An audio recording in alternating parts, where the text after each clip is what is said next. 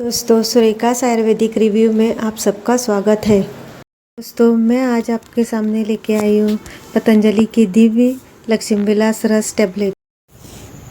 दोस्तों, आप लोगों को बार बार सर्दी, खांसी, जुकाम और कुछ लोगों को तो बुखार आता है, तो इस मेडिसिन को आप ले सकते हैं।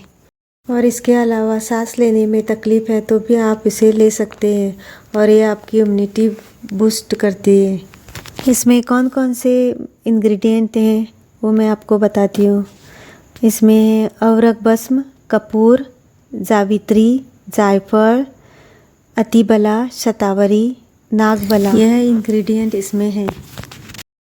इस टैबलेट को आप सुबह शाम खाना खाने के बाद दो टैबलेट ले सकते हैं और अधिक जानकारी के लिए आप डॉक्टर की भी सलाह ले सकते हैं। अगर आप इसको 1 महीने तक इस्तेमाल करते हैं तो आपको इसका रिज़ल्ट अच्छा मिल जाएगा।